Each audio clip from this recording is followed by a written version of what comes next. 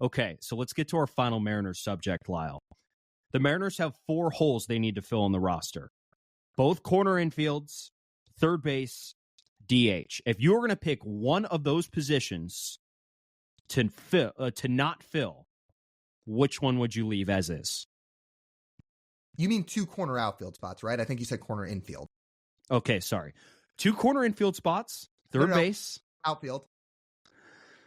Well, third time's the charm. 2 corner outfield spots, there we go. Third base, and DH. Lyle, of those 4 positions, which one are you leaving as is? There we go.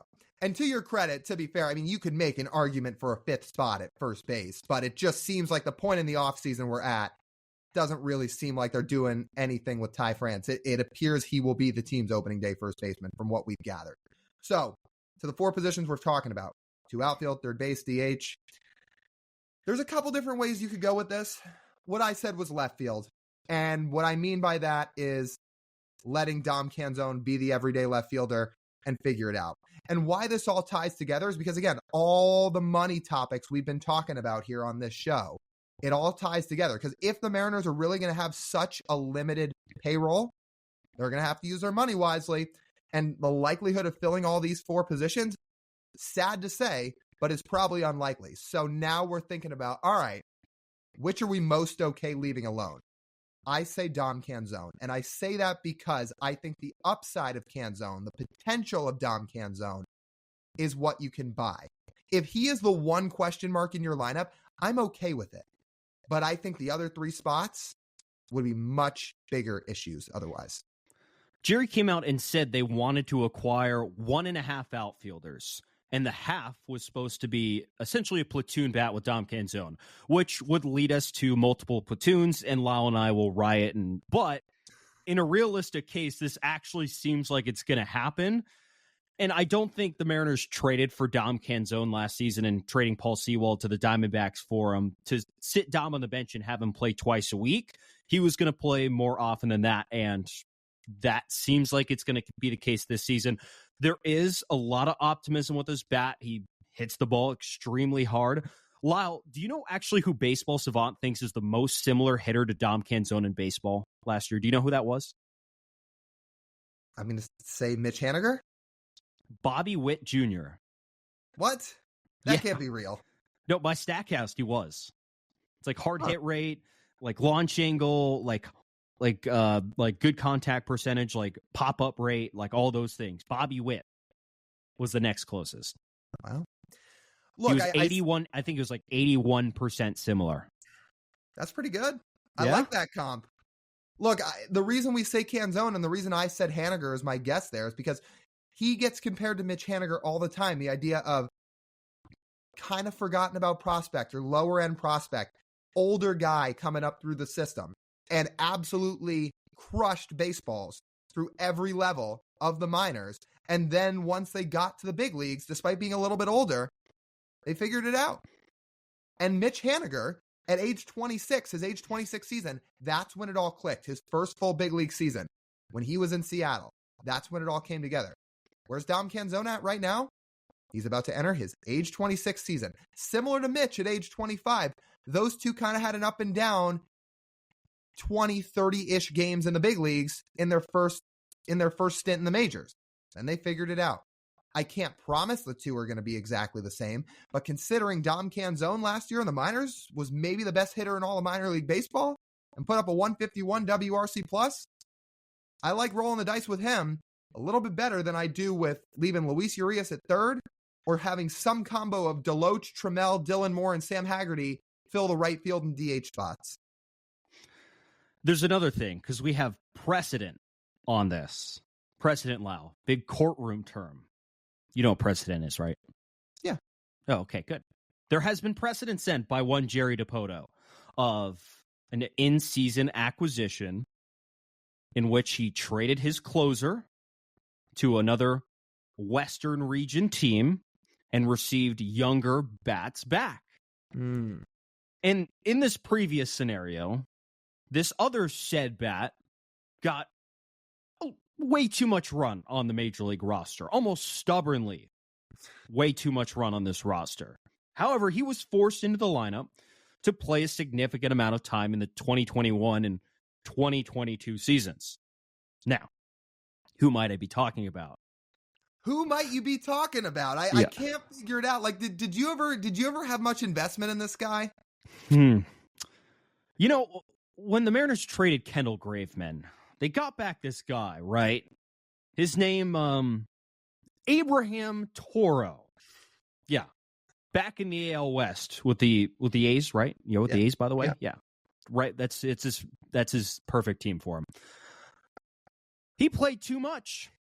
And it seemed like Jerry would refuse to say he was wrong in that acquisition. And boy, he was, because he came out and said however many times, man, I love Abe Toro. This dude's going to be good. Or really like his upside, his young talent, everything he's got. He's so versatile. Yada, yada, yada, yada. He sucks.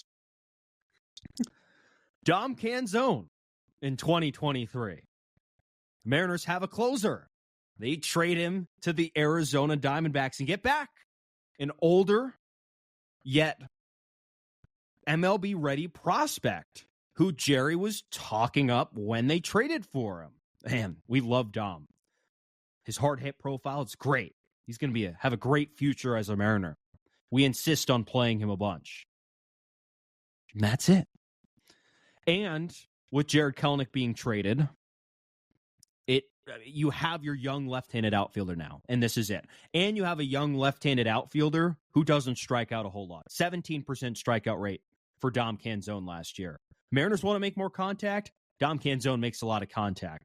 Fits with the philosophy, fits with the precedent, and the batted ball data would suggest that, you know, don't be surprised if Dom Canzone could put up a 105 to 110 WRC plus next season in the outfield for the Mariners. Not amazing, but he has the tools to be a productive big leaguer.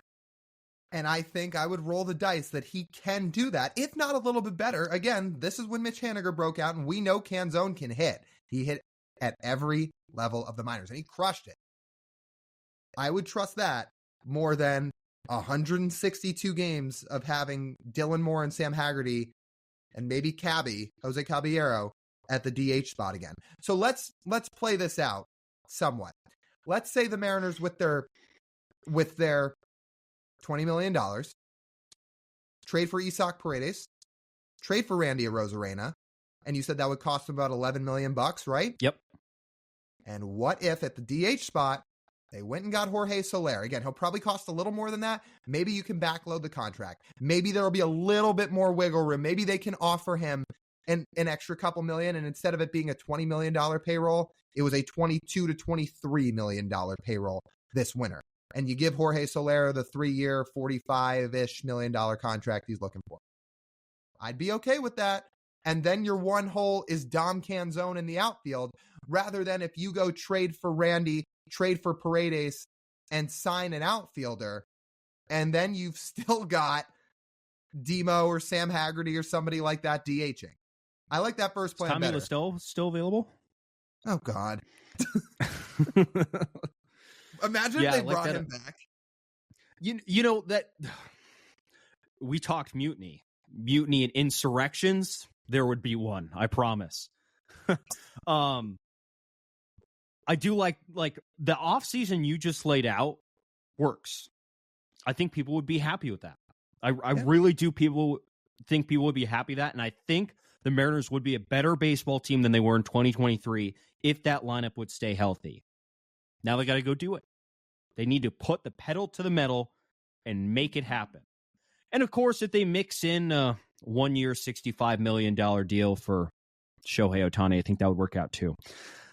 I won't complain. So Dom Canzone's a final answer. I do have one last nugget on Dom. Did you realize he slugged like 900 against fastballs this year?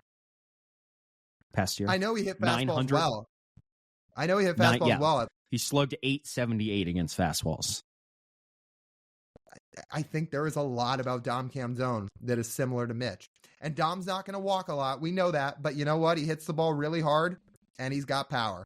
If it can click for Dom Canzone, I am okay with that being the one question mark in the lineup. I am okay with the lineup looking very quickly to roll that potential lineup out there. Cal at catcher, Ty at first, Rojas and Urias platoon at second until Bliss gets up. JP at short, Paredes at third, Dom in left, Julio in center, Arozarena in right, and Soler DHing. Yep, I am more than okay with that lineup. If they go into opening day with that lineup, I will sit here and say they had a successful offseason. They are set up to win now. The offense is better. They strike out less. They have more power. Great.